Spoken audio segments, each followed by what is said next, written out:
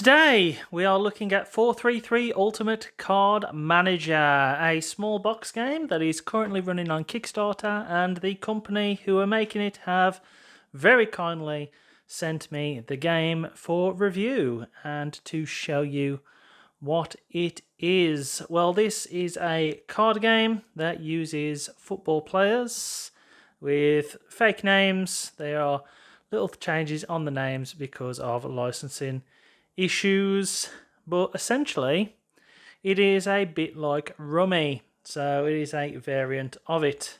The difference is you receive one of these at the start of the game. Now this is your manager, and you essentially need to craft out of the 11 cards that you can have max in your hand one of these formations. So the top one, their first formation, will give you maximum amount of points, and the second formation will give you a reasonable amount of points, but not as much as the first. And the first one to fill out all 11 players in their team via the formation wins the game, basically. And to do this, we have a card market, and we have 3 players in the card market row that we can purchase. But you receive 4 cards at the beginning of the game.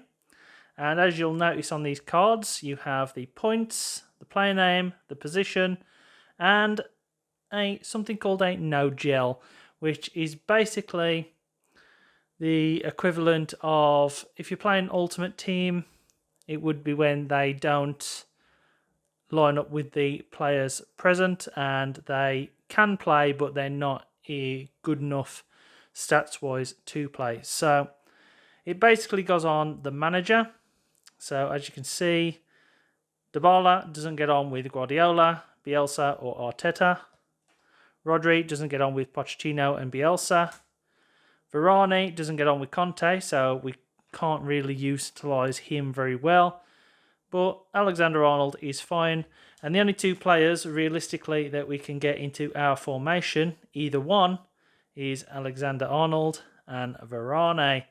So, as you can see, we need 3 centre-backs or 2 centre-backs, and we need 1 right-back, but the rest is centre midfields on both, so we need 3 centre midfields on both, and then we can either have 2 strikers or 1 striker and 2 wide forwards.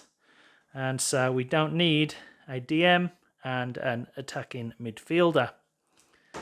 But essentially, the game, you start with 4 cards, and you have to make the formation. At the start of the turn, you can draw a card.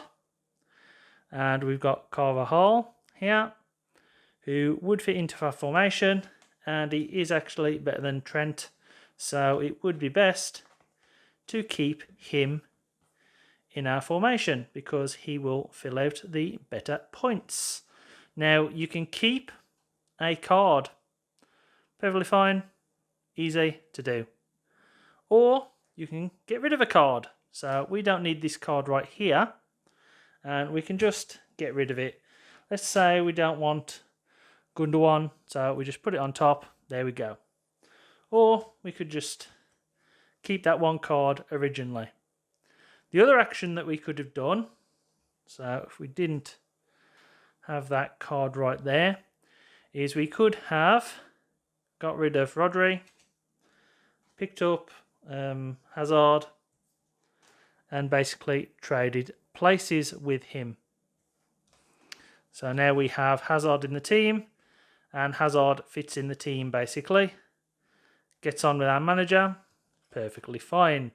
When you have completed your formation, so any formation, you can actually have 2 players who don't agree with you. You will just lose points for it at the end.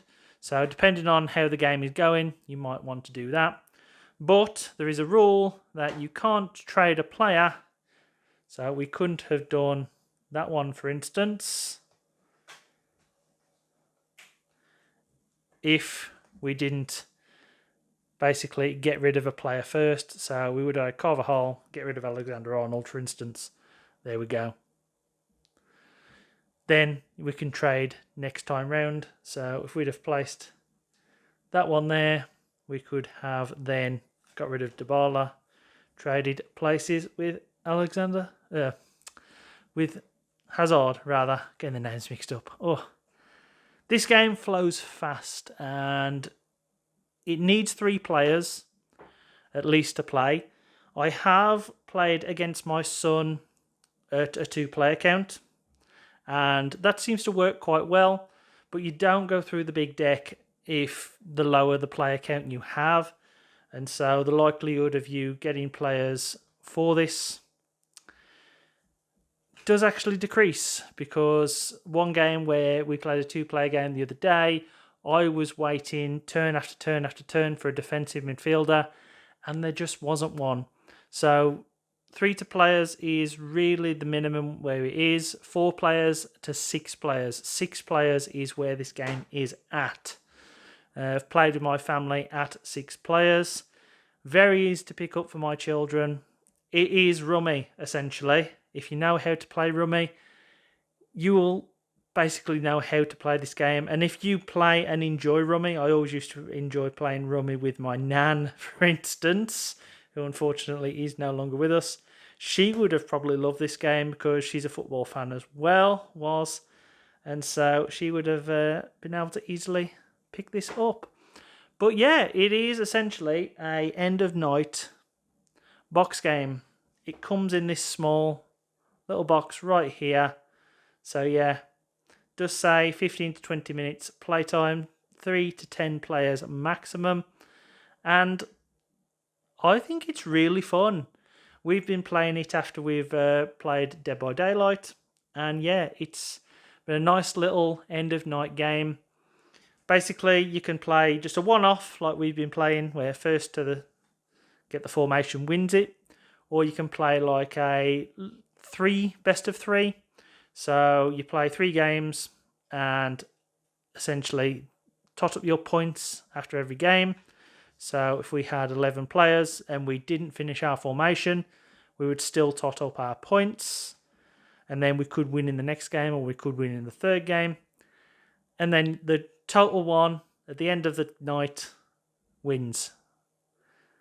2 ways to play, basically. But we think it plays best at the 6-player count, with just having a straight one shot to the formation. Works so much fun. We've really enjoyed ourselves as a family, and I am really pleased. And this is cheap. I think it's around about £10 to £15. So there you go. I recommend this game. I think it's a great end of night game, and especially if you're footy fans, I think it's brilliant. So there we go. Thanks for watching.